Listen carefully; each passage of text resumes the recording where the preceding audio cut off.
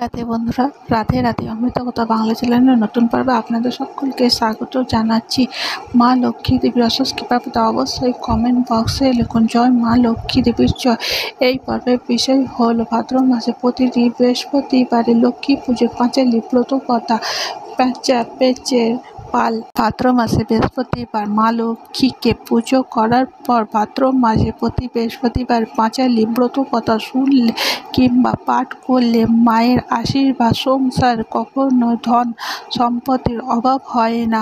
ভাদ্র মাস হল মা লক্ষ্মীর, এই অবশ্য ভক্তি ভরে শ্রবণ করুন ভাদ্র মাসে লক্ষ্মী পুজোর পাঁচালী বা ব্রত কথা শুনবো। শোনার আগে অমৃত কথা বাংলা চ্যানেলটিকে অতি অবশ্যই সাবস্ক্রাইব করুন, লাইক করুন এবং শেয়ার করুন, আর ধার্মিক হয়ে নোটিফিকেশন ঘন্টাটি বাজিয়ে দেবে। তাহলে চলুন বন্ধুরা, আর দেরি না করে ভিডিওটি শুরু করা যায়। ভাদ্র মাসে প্রতি বৃহস্পতিবারে পাঁচালী ব্রত কথা পেঁচের পাল। বঙ্গদেশের বিধবা রমণী এক ছিল নদিয়া, গুণসিদ্ধ পুত্র লয়ে কাগজে দিন কাটাইয়া। বাড়ির কাছেতে এক বৃক্ষ তলে গুণসিদ্ধ যায়, তথা দেখিলা সাথীরা সবে ক্ষীর কিনে খায়। ক্ষীর খাবো পয়সা দাও, মাকে সে কহিল। রাত্রি জাগিয়া পৈতা কেটে মা পয়সা তরে দিল। পয়সা লয়ে ক্ষীর কিনে সেই মুখ দিতে যায়, সেই ক্ষণে প্যাঁচার ছানা ক্রন্দন শুনিতে সে পায়। বৃক্ষতলে হেরি প্যাঁচা ছানা ক্ষুধার্ত ভরিয়া, কিন্তু ক্ষীর নিয়ে তাদের দেয় খাইয়া। অবশিষ্ট ক্ষীর যাহা ভাণ্ডারেতে রইল, যত্ন সহকারে আনি মাকে দিয়ে নিজেও খাইল। বাচ্চার মুখে শুনিয়া প্যাঁচা পেঁচি কহে সে হাসিয়া, উপকার করিয়া গুণসিদ্ধ পরা ভরিয়া। ভাদ্র মাসে শুক্লপক্ষে বিধবা পূজে লক্ষ্মী মায়া, গুণসিদ্ধ প্রসাদ লয়ে বৃক্ষ উঠে বাচ্চাগণে খাওয়াইয়া। দেখিয়া প্যাঁচা তারে লয়ে চলে বৈকুণ্ঠ আলয়, করিবে প্রার্থনা তিল ধুপড়ি।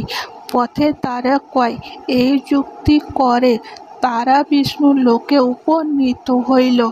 বালককে হেঁচিয়া লক্ষ্মী মাতা জিজ্ঞাসা করিল, উত্তরে তিল ধুপড়ি চাই শুনে মাতা দয়া সে হইল।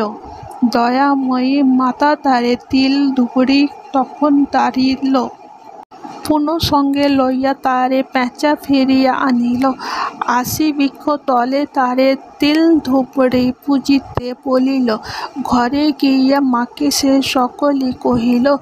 শুনি মাতা লক্ষ্মী ধুপড়ি পূজিতে লাগিল। ধনবান হয় তার লক্ষ্মীর বর পাইয়া। ইহা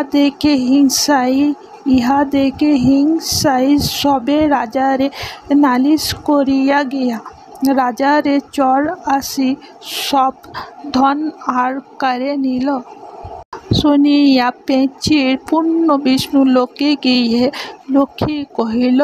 পেঁচির বাক্য শুনিয়া লক্ষ্মী পুণ্য তিল ধুপড়ি দেয়।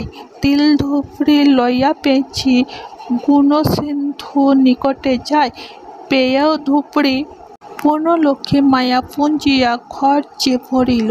পুনঃ শুনিয়া ইহা রাজা দেবে কি পায়, ইহাই বুঝিল।